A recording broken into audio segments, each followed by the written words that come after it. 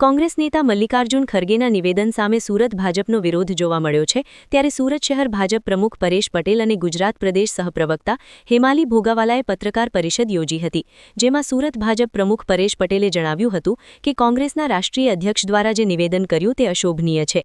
કરોડો ગુજરાતીઓ વિશ્વભરમાં રહે છે જેઓ બિઝનેસ સાથે સંડકાયેલા છે। મૂર્ખ શબ્દનો ઉપયોગ કરવો અયોગ્ય છે। ગુજરાતમાં મહાત્મા ગાંધી સરદાર વલ્લભભાઈ પટેલનો જન્મ થયો છે।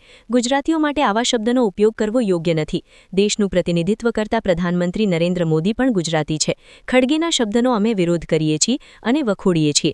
કોંગ્રેસને ગુજરાતથી શું વાંધો છે? સ્ટેચ્યુ ઓફ યુનિટીનું બાંધકામ ચાલી રહ્યું હતું ત્યારે વિરોધ કર્યો, સૌથી મોટી પ્રતિમા બની ત્યારે વિરોધ કર્યો હતો। ખડગેએ દેશના ગુજરાતીઓની માફી માંગવી જોઈએ। દેશના અર્થતંત્રમાં 8% જીડીપી ગુજરાતીઓનો છે। મહેનત અને બુદ્ધિના કારણે દેશભરમાં ગુજરાતીઓ આગળ વધી રહ્યા છે। ગુજરાતીઓ આનો સખત વિરોધ કરે છે। કોંગ્રેસ તરફથી હેરાન પરેશાન કરવામાં આવી રહ્યા છે। અમે સંપૂર્ણપણે કોંગ્રેસનો વિરોધ કરીએ છીએ। એમના માટે હું માનું છું એ મૂર્ખ છે। અભણ અને મૂર્ખ કોઈને કહેવું એ એક અતિશયોક્તિ છે અને જેનો વિરોધ ગુજરાતની 6.5 કરોડ લોકો ચોક્કસ જ કરશે। ને આપ જોઈ રહ્યા છો છેલ્લા ઘણા સમયથી આનો સખત વિરોધ થઈ રહ્યો છે। 6.5 કરોડ તો ખાલી ગુજરાતની પ્રજાજન છે, એ ઉપરાંત પૂરા ભારતમાં અને વિશ્વમાં ગુજરાતીઓનો પ્રસાર થયો છે। આપ જાણો છો તેમ કરોડો ગુજરાતીઓ ગુજરાત સિવાય પૂરા વિશ્વમાં રહે છે અને આ ગુજરાતીઓ આપ જાણો છો કે બિઝનેસ સાથે જોડાયેલા છે।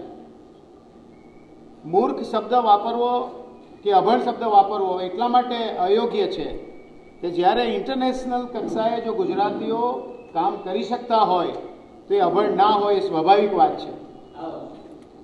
મારે ઘણી બધી વાતો આપ જાણો છો કે ગુજરાતમાં મહાત્મા ગાંધીજીનો જન્મ પણ ગુજરાતથી છે, સરદાર વલ્લભભાઈ પટેલ સાહેબનો જન્મ પણ ગુજરાતથી છે અને એમણે જે ભારત દેશ માટે બંને નેતાઓએ જે કામ કર્યું છે એ ઉપરાંત પૂરા વિશ્વમાં એમની નામના છે, એમની ખ્યાતિ છે, ત્યારે ગુજરાતીઓ માટે આવા શબ્દો વાપરવા યોગ્ય નથી।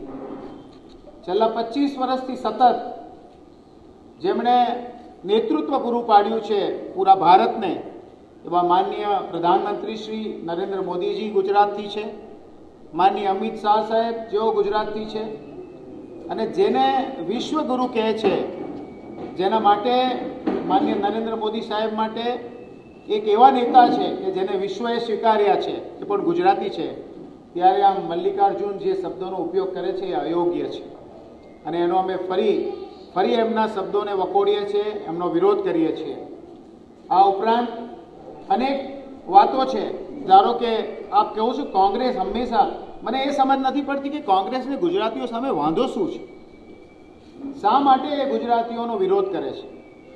અને કોંગ્રેસે આ એક બાબતે નહીં, આપ જાણો છો ત્યારે જ્યારે સ્ટેચ્યુ ઓફ યુનિટીનું બાંધકામ ચાલી રહ્યું હતું ત્યારે પણ કોંગ્રેસે વિરોધ કર્યો। જ્યારે આ વિશ્વની સૌથી મોટી પ્રતિમા બનવા જઈ રહી હતી ત્યારે પણ મેં વિરોધ કર્યો। આજે એ પ્રતિમા તૈયાર થઈ ગઈ છે। આજે ભારતમાં તાજમહાલની સાથે સાથે કદાચ હું માનું છું ત્યાં સુધી જો રેકોર્ડ ચેક કરવામાં આવે તો ગુજરાતની આ પ્રતિમા તાજમહાલ કરતાં પણ વધુ લોકો જોઈ રહ્યા છે પૂરા વિશ્વથી। આવી અનેક વાતો ગુજરાતની, જેના માટે ખડગેજીએ ચોક્કસ જ માફી માગવી જોઈએ। એમણે માફી એટલા માટે બી માગવી જોઈએ કે જે દેશના અર્થતંત્રમાં 8% જેટલો જીડીપી જેમનો છે એ ગુજરાત છે, એ ઉપરાંત એમના પ્રોડક્શનની જીડીપી રેટની સાથે સાથે તેઓ દેશ વિદેશમાં પણ એમની મહેનત અને બુદ્ધિને કારણે આગળ વધી રહ્યા છે, જ્યારે અભણ શબ્દ વાપરવો એકદમ અયોગ્ય છે। આવા અનેક કારણોસર અમે ભારતીય જનતા પાર્ટી અને ગુજરાતના લોકો આનો સખત વિરોધ કરીએ છીએ। વાઇબ્રન્ટ ગુજરાતની વાત હોય ત્યાં પણ કોંગ્રેસ વિરોધ કરે। વાઇબ્રન્ટ ગુજરાતમાં કોઈ સારી કંપની ઇન્વેસ્ટમેન્ટ કરવા માંગતી હોય તેમને પરમિશનોની અંદર બાધા ઊભી કરવી, એમને કેવી રીતે હેરાન કરવા, આવા અનેક કામો કોંગ્રેસીઓ તરફથી કરવામાં આવે છે, એકદમ અયોગ્ય છે અને અમે ફરી પાછા કહીએ છીએ કે કોંગ્રેસીઓને ગુજરાતીઓ સાથે વાંધો શું છે આ અમને સમજ પડતી નથી। અમે આ વાતને સંપૂર્ણપણે એમનો વિરોધ કરીએ છીએ અને ગુજરાતી તરીકે ગુજરાતનું જે ડેવલપમેન્ટ છે, જે રોલ મોડલ આખા ભારતમાં આખા વિશ્વમાં ગુજરાતને રોલ મોડલ તરીકે જોવામાં આવે છે, ત્યારે કોંગ્રેસીઓએ સમજવું જોઈએ કે ગુજરાતીઓનો વિરોધ કરવો એ એકદમ અયોગ્ય છે. આભાર. ગુજરાતમાં સ્થાનિક સ્વરાજ્યની ચૂંટણીઓ ચાલી રહી હોય ત્યારે અમને આ ગુજરાતીઓને એવું લાગી રહ્યું છે કે આ કોંગ્રેસ સરકારે પોતાની હાર સ્વીકારી લીધી છે, પોતાની હાર ભાળી ગયા છે અને એટલા જ માટે તેઓ આવા અભદ્ર નિવેદનો કરીને ગુજરાતની પ્રજાને અપમાનિત કરી રહ્યા છે. ખડકેજી, આ ગુજરાતીઓને અભણ અને મૂર્ખ કહી રહ્યા છો. આ એ ગુજરાતીઓ છે કે જેણે ભારતની કુલ જીડીપી માત્ર 8%થી વધુ નોંધપાત્ર આપી યોગદાન આપી રહ્યું છે અને સમુદ્ર કિનારાના વ્યૂહાત્મક ઉપયોગથી આ ગુજરાત એકલું જ આખા દેશનો 40% કાર્ગો હેન્ડલ કરવાની ક્ષમતા ધરાવે છે. આ ગુજરાત છે અને આ ગુજરાતીઓ છે. આજે આ ગુજરાત ડાયમંડ, કેમિકલ અને ટેક્સટાઇલ જેવા મહત્વના ક્ષેત્રોમાં દેશનું એક લીડર સ્ટેટ બનીને ઉભરી રહ્યું હોય અને વિશ્વમાં એ પોતાની એક આગવી ઓળખ ઊભી કરી રહ્યું છે.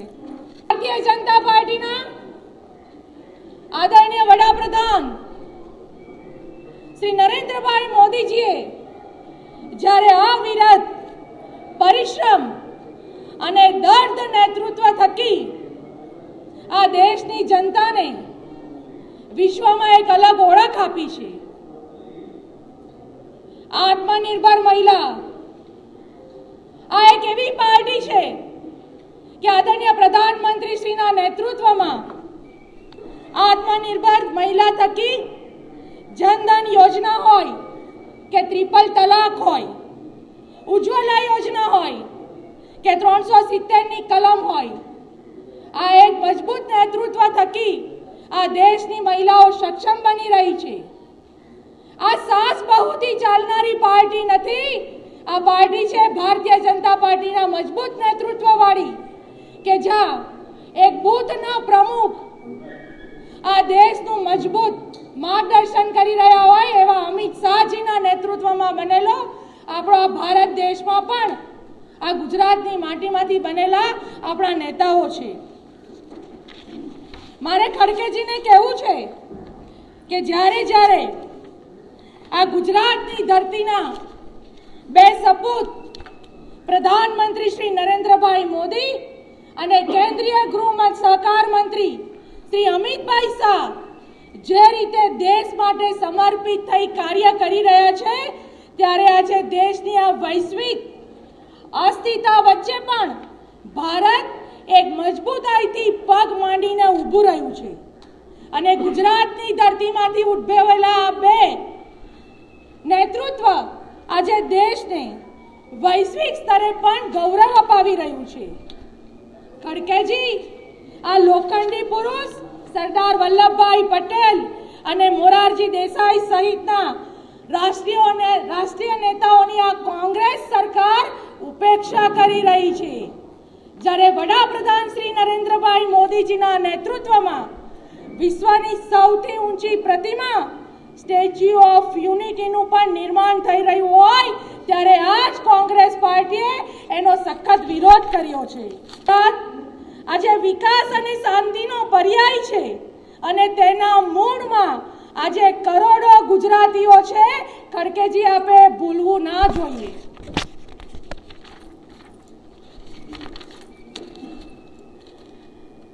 આ નિવેદન ખડકેજીએ જ્યારે ગુજરાતીઓને અભણ કહ્યા છે ત્યારે ભારતીય જનતા પાર્ટીનો કાર્યકર્તા પંચનિષ્ઠાથી ભરેલો કાર્યકર્તા છે એ આવા અભણ જેવા શબ્દો નહીં ઉચ્ચારે, પણ આ નિવેદન અયોગ્ય છે અને શરમજનક છે.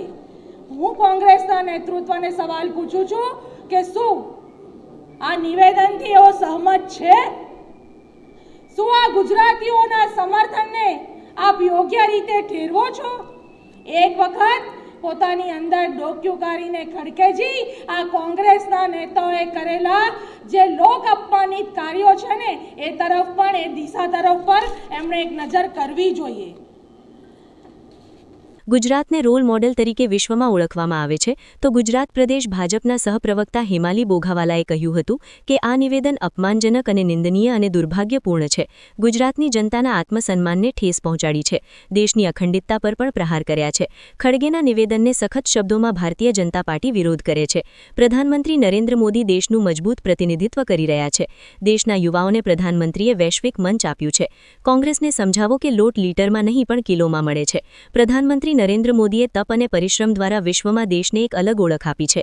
જનધન યોજના હોય, ટ્રિપલ તલાક હોય કે પછી અન્ય કાયદાઓ અને યોજનાઓ થકી મહિલાઓને આત્મનિર્ભર બનાવવામાં આવી રહી છે. પ્રધાનમંત્રી નરેન્દ્ર મોદી દેશનું મજબૂત નેતૃત્વ કરી રહ્યા છે. ગુજરાતના 2 સપૂત છે. પીએમ મોદી અને અમિત શાહ દેશ માટે કામ કરી રહ્યા છે. ભારત મજબૂતાઈથી પગ માંડીને ઊભું રહ્યું છે.